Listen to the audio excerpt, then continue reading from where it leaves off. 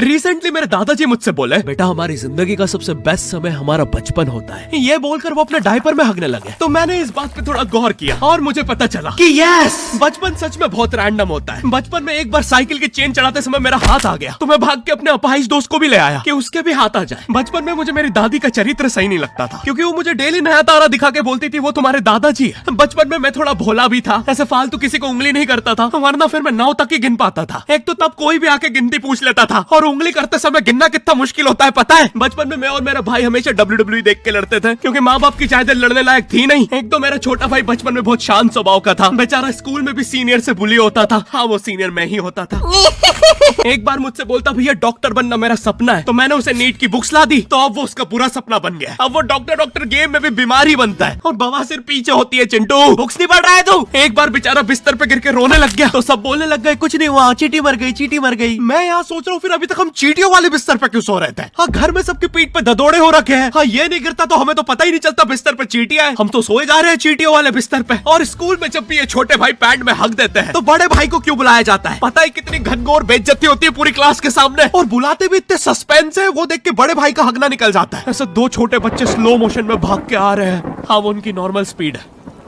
मैं देखता हूँ मेरे भाई को क्राइम सीन से 2 पियून पकड़ के ले जा रहे हैं। उसे ब्राउन रंगे हाथों पकड़ लिया गया। मेरे भाई ने मुझसे जाते जाते कहा, मुझे फंसाया जा रहा है। मुझे पता था इस लेंडे के पीछे की कहानी इतनी सिंपल नहीं हो सकती। कड़ी तहकीकात के बाद मुझे पता चला इस लेंडे के पीछे बड़े बड़े पॉलिटिशियंस, गैंग लीडर्स और माफिया इन्वॉल्व है। मेरा भाई सही कह रहा था, ये उसका लेंडा नहीं है। हैंड्स अप पीटी टीचर, तो वो लेंडा तुम्हारा था। तो तुम्हें पता चल ही गया, तुम मुझे कभी नहीं पकड़ सकते। रुको, भाग गया। जाने दो उसे बेटा, हमने पीटी टीचर के बड़े भाई को बुला लिया है वो लेंडा उठाने। लेंडा आपकी नजदीकी सिनेमा घरों में पड़ा होगा तो देख के पैर रखना। ये चैनल पे जितने भी अजीब और गरीब चीजें तुम देखते हो, ये मैं और मेरे भाई की लाइफ में हमेशा होती रहती है, और इसलिए हमने ये चैनल नॉट योर टाइप बनाया था। मेरे भाई ने कहा तू बोल और मैं एनिमेशन करता हूँ, और लो बन गया नॉट योर टाइप। आपके अरे अभी भी लेंडा लगा हुआ है। बचपन में बोले जाता था कि तुम जितने दांत तकिए के नीचे रखोगे तुम्हें उतने ही रुपये मिलेंगे। तो मैंने दादी की 32 रख दी, तो मुझे 32 रुपए मिले। वो 32 7,000 की थी। जो पिटा हूं ना मैं घर पे, साली स्कैमर दांतों वाली परी, चांदी का दांत ले जाके 1 रुपया देती है। दांतों से याद है, बचपन में सब सूखा बॉर्नविटा खाते हैं क्योंकि दांत दूध के होते हैं। ठीक है, ये वाला जोक हटा दूंगा। बचपन में मुझे चुड़ैलों से बहुत डर लगता था। एक बार मुझे चुड़ैल के पैर के निशान दिखे तो मैं उल्टा भागा, पर फिर मैं चुड़ैल के ही घर में आ गया। हाँ, मैं पट्टी में भूल गया था उसके पैर उल्टे होते हैं, तो फिर मैंने सोचा इसका पीछे से सर फोड़ देता हूँ। सर फोड़ने गया तो वो उसका मुंह निकला। फिर से भूल गया कि साली चुड़ैलों के बाल भी मुंह पे होते हैं। आदमी को पता चले तो चले कैसे। जब मैं छोटा था नींद में बिस्तर भी बहुत गीला करता था। मेरी मम्मी हमेशा गुस्सा करती थी कि सोने से पहले सुसु किया कर। अब उन्हें कैसे बताऊं, फिर गीले बिस्तर में मुझे नींद नहीं आती। बचपन में मुझे गुस्सा भी बहुत आता था, तो मेरी मम्मी ने मुझे एक रेड स्टोन की अंगूठी पहना दी, और सरप्राइजिंगली उससे मेरा गुस्सा इतनी जल्दी उतरने लग गया, क्योंकि अब मैं जब अंगूठी पहन के लोगों को पीटता था तो गुस्सा इतनी जल्दी शांत होता था। वैसे ये अंगूठी मुझे एक बाबा जी के आश्रम से मिली थी। जब मैं वो आश्रम में गया था, वहाँ एक बहुत ही हॉट सी बंदी मुझे देख के बार बार स्माइल करे जा रही थी, तो मैंने भी मौके पे चौका मारा और जल्दी से अपना नंबर पेपर पे लिख के उसकी तरफ फेंक दिया। वो बंदी ने भी बड़े प्यार से मेरा नंबर उठाया और खा लिया।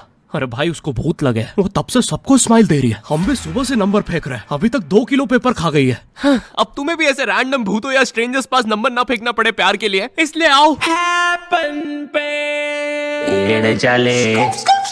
यहाँ तुम्हें मिलते हैं तुम्हारे कॉमन इंटरेस्ट के लोग।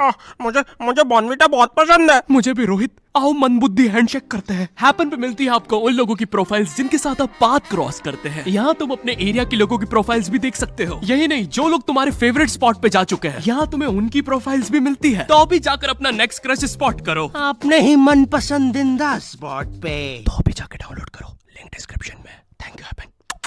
बचपन में मेरी मम्मी हमेशा बोलती रहती थी कि बाहर जाके खेलो। अब बाहर मेरे मोहल्ले के बच्चे भाई वो ऐसे अजीब अजीब से गेम्स खेलते थे। कहीं ड्रैगन फ्लाई में रस्सी बांध के उसको पेट बना लिया है, कहीं नंगे भाग रहे टायर के पीछे लकड़ी मारते मारते। मेरी मम्मी को उन पे दया आ रही है कि बेचारे गरीब बच्चे किसी भी चीज से खेल लेते हैं, फिर हमारी कार पलट जाती है। हाँ, वो टायर हमारी कार का था। और मुझे एक बात बताओ, चक्के से खेलने पे वो गरीब कैसे कंसिडर हो रहे हैं? क्या पता उनने कार खरीद के चक्का निकाला हो, क्या पता लैम्बोर्गिनी के चक्के से खेल रहे हो। नहीं, तुम्हें कैसे पता चल रहा है वो गरीब है या अमीर? और एक चक्के से इतनी सारी एक्टिविटी करेंगे ये लोग। कभी चक्के में रस्सी बांध के झूला बना दिया, कभी झूले से फिका के खुद को लूला बना दिया, कभी लूले पे झूला बांधकर हुला हू बना दिया। ये इतने हरामी बच्चे थे, इनके साथ कोई भी घर नहीं खेलता था, क्योंकि घर ये जुए में लगा के हार जाते हैं। ये वो बच्चे जिन्हें तुम रिमोट कंट्रोल कार भी दोगे तो उसकी मोटर निकाल के पंखा बनाएंगे। एक बार इन्होंने रिमोट कंट्रोल रिमोट बनाया था। तुम अगर इस रिमोट पे बटन दबाओगे तो इस रिमोट पे बटन दबेगी, बस ये लोग मकर संक्रांति के दिन पतंग भी लूटते थे दुकानों से। पतंग से याद है मैं बचपन में अपने दोस्त जनक के साथ बहुत पतंग उड़ाता था। जनक गुजराती था और गुजराती लोग तो बहुत बड़े पतंगबाज होते हैं। वो लोग गला काटने के बाद भी काय पोचे चिल्लाते हैं। जनक मेरे घर पे इतना बड़ा गिर्रा लेके आता था पतंग उड़ाने। उसमें पता नहीं कितने 1000 किलोमीटर का मांझा लपटा होता था। हम दोनों का सपना था उस गिर्रे की पूरी ढील देना। एक बार तो गिर्रा खाली होने ही वाला था पर वो पतंगार तो घूम के हमारे पीछे से आ गई। हमने हमारी ही पतंग काट दी। तो इस बार हमने सोचा पतंग पूरी परपेंडिकुलर उड़ाएंगे, स्ट्रेट। हमने 2 घंटे ढील दी। वो मांझे में वेव सिग्नल आने लग गए प्राचीन भाषा में। हमें लगा हमने एलियंस ढूंढ लिया बट फिर धीरे से वो सिग्नल क्लियर हुआ। हमें पता चला हमने कोई नासा का 100 मिलियन का टेलीस्कोप काट दिया।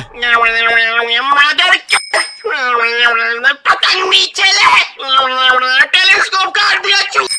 नासा का टेलीस्कोप जैसे ही नीचे गिरा बच्चों से पहले विसरो ने लूट लिया। बहुत वियर्ड था, इतने सारे बुड्ढे छत कूद के भाग रहे थे। एक तो जनक के मांझे में इतनी सारी गठाने होती थी, वो मांझा इतना भारी हो जाता था। हम चौथे माले से पतंग उड़ा रहे, वो दूसरे माले पे उड़ रही है। बचपन में बोला जाता है किसी भी स्ट्रेंजर से बात नहीं करते, तो फिर मैं इशारे करता था। तो फिर दादी मेरे चरित्र पे सवाल उठाती थी। दादी से याद है पुराने जमाने में एंटरटेनमेंट के लिए कुछ होता नहीं था, तो लोग 7-7, 8-8 बच्चे पैदा कर लेते थे ताकि उन्हें जायदाद पे लड़ता देख मजे ले सके। मेरे पापा के 5 भाई और 4 बहनें हैं, टोटल 9 बच्चे। मेरी दादी ने जिंदगी के 9 साल बस बच्चे दिए। दादी ने 9 साल तक पेट में इतनी लाते खाई है, उनके अंदर से एब्स आ गए थे। मेरी दादी लिटरली अंदर से टूट चुकी थी। उनका इतनी बार ऑपरेशन हो रखा है, उनको डॉक्टर ने टाकों की जगह चेन लगा दी थी। भाई आज के जमाने में तो इतने बच्चे कोई पैदा नहीं करता, उल्टा अबॉर्शन करवा लेते हैं। और यस मैं अबॉर्शन बोलूंगा क्योंकि मुझे जेल नहीं जाना। एक तो इंडिया में भी अबॉर्शन करवाना लीगल है, लेकिन बच्चे का जेंडर जानना इलीगल है। मतलब तुम मार तो सकते हो लेकिन किसे मार रहे हो ये पता नहीं कर सकते। तो देखो अब रिस्क कितना बढ़ गया है। क्या पता अंदर शेर बैठा हो या कोई बड़ा गैंगस्टर, क्योंकि तुम्हें तो पता नहीं है तुम किसकी सुपारी दे रहे हो। क्या पता वो अंदर बंदे लेके बैठा हो। बचपन में सबके मम्मी पापा डराते हैं मस्ती मत करो वरना बोर्डिंग स्कूल भेज देंगे। और मुझे बोर्डिंग स्कूल से इसलिए डर नहीं लगता था कि मैं वहां जाके अपनी फैमिली से दूर हो जाऊंगा। मुझे बोर्डिंग स्कूल से इसलिए डर लगता था क्योंकि वहां पे वो बड़े दांतों वाला ईशान अवस्थी होता है। मैंने पहली बार जब तारे जमीन का ट्रेलर देखा था तो उसमें वो पागल बच्चे ने आतंक मचा रखा था। फिर मैंने मूवी का नाम पढ़ा तारे जमीन पे। मुझे लगा बिछाए होंगे इस पागल को पकड़ने के लिए, शॉक वॉक देना होगा तारों से। इसके तो दांत भी इतने बड़े हैं, सारी तारे काट देता होगा। मुझे ट्रेलर देख के लगा कोई एक्शन मूवी है, आमिर खान जोकर बना हुआ है। मुझे लगा यही तारों का जाल बना के पकड़ेगा पागल को। हाँ ट्रेलर देख के तुम्हें क्या ही समझ में आएगा। एक शॉट में आमिर खान बोल रहा है आपके बच्चे को डिसलेक्सिया है, फिर अगले ही शॉट में जोकर बन के बड़ा मछलियां उड़ती क्यों नहीं। फिर मुझे लगा ये शायद अपने माँ बाप को बोल रहा था। और दया तो मुझे उस लंगड़े बच्चे पे आती है जिसके बगल में ईशान अवस्थी को बिठा दिया था। वो बेचारा उठ के भाग भी नहीं सकता। और मैंने तो सुना था बोर्डिंग स्कूल में बस नॉटी बच्चे जाते हैं, तो फिर इस बेचारे गाय से बच्चे को क्यों यहाँ भेज के रखा है। कहीं ऐसा तो नहीं इसके पहले पैर थे और ये बहुत मस्ती करता था तो माँ बाप ने पैर तोड़ के इधर भेज दिया। बस भाई मेरा हो गया है आज का। अगर तुम्हें वीडियो पसंद आई तो यार लाइक मारो। एम करते हैं 7 लाख लाइक्स के लिए। पिछले वीडियो में नहीं आए थे इसलिए अब मैं औकात में आ गया हूँ, इसलिए अभी लाइक मारो। चैनल पे नए हो तो सब्सक्राइब करो। मुझे मुंह दिखाई के लिए 10 मिलियन सब्सक्राइबर्स चाहिए। और हैपन को भी डाउनलोड करना मत भूलना, लिंक डिस्क्रिप्शन में। अब मैं भी जा रहा हूँ, बाय।